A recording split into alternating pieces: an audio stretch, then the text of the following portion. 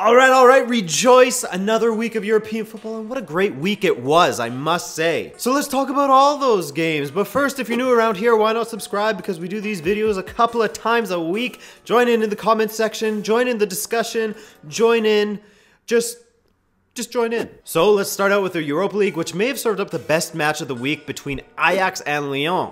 If you ask me, at least. This match could have ended 7-5, 10-8, whatever, as Ajax's Onana stood on his head in this one and made 3 one-on-one saves. And that's why I'm hesitant to say that this tie is over, despite the 4-1 win for Ajax. Lyon has been good in this year's Europa League, showing that they can score tons of goals, especially at home. And if they had scored those 3 one-on-ones, we could have been sitting here talking about a 4-4 result. However, what I absolutely love about this Ajax team, and I've mentioned it before, is that by the end of the game, with the players that were on the field, their average age was 20.45 years. 20.45 years of age. That's crazy. So jumping from that thriller of a match to the United match. But if you're a United fan, you're gonna be happy that they got it done in Spain, a land where they haven't been so lucky these past few years. In fact, the last time they won in Spain was in 2008 against FC Barcelona, where they went on to win the Champions League. This is United's first time beating a Spanish side in 7 tries, with 1 draw and 5 losses in their last 6 attempts. It looked a pretty routine win for United, with them being in control for most of the match, with Rashford's free kick being the difference in this one, a product of saying 30 minutes after each training session to practice free kicks, according to Mourinho. That's Rashford's 19th goal for United in all competitions, to match his age, but it was his first goal from outside of the box, surprisingly enough. Despite even more United players limping off the field injured, I think that they'll be able to do the business at Old Trafford, or at least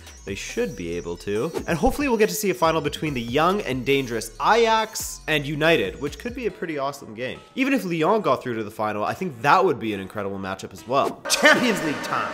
Alright, Atletico Madrid versus Real Madrid, and I gotta say we're gonna start this one off with a bit of a somber tone, because things looked, well, sad for Atletico. And you gotta get the feeling that this is the end of their mini renaissance that they had. You know, making the Champions League final twice, winning La Liga, etc, etc. It just sort of feels like this season was their last hurrah, with Griezmann probably leaving, Simeone probably leaving for Inter Milan money or for PSG money, and the transition to a new stadium, which, just ask West Ham and Arsenal, is never easy. But anyway, let's look at the stats from this one, and I gotta admit, a lot of them come from Cristiano Ronaldo, who is the first player ever to score back-to-back hat-tricks in the UEFA Champions League knockout rounds. He's also the player with the most UCL knockout phase goals with 52. For the record, Messi has 37, and way behind them is Thomas Muller with 19. Including the group stage, Ronaldo has scored 103 goals. Almost as many total goals in the UCL as Galatasaray, who has 106. Amazingly, he scored more than PSV,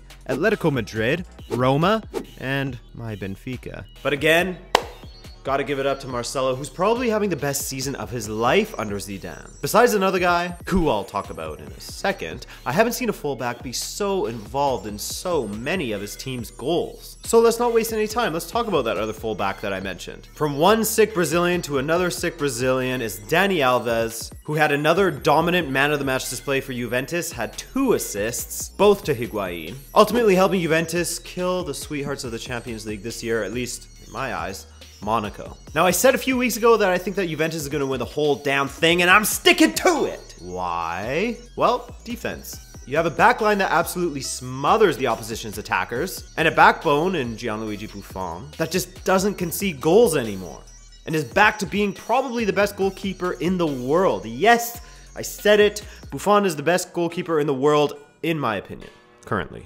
And maybe ever. It's not too much of a stretch to say that he's the best goalkeeper ever, is it? I don't know. You tell me, who do you think the best goalkeeper ever is? Or the best goalkeeper right now? Tell me both. So how good are Juventus at defending?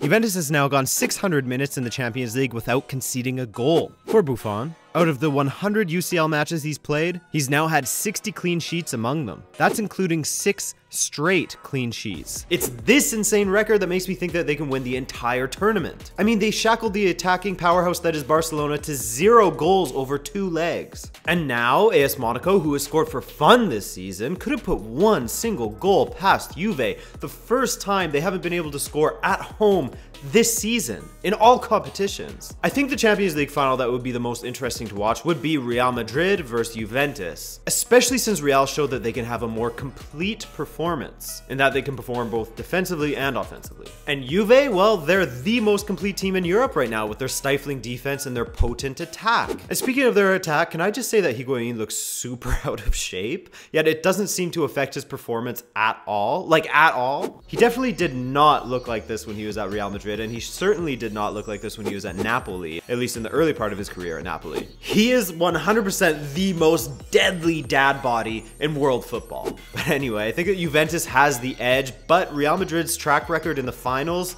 sort of speaks for itself. So if we do end up getting a Real Madrid versus Juve final, I think it will be a fucking doozy. And I think that's just about all you need to know about the UEFA club competitions for this week. So go to school, go to work, and hit your friends with some statistics. Heat! I hope you enjoyed this video as I enjoyed making it, just like I always do. Don't forget to hit that subscribe button if you're new around here. Hit that like button if you liked it. My name is Adrian, this is Rabona TV, and I will see you later.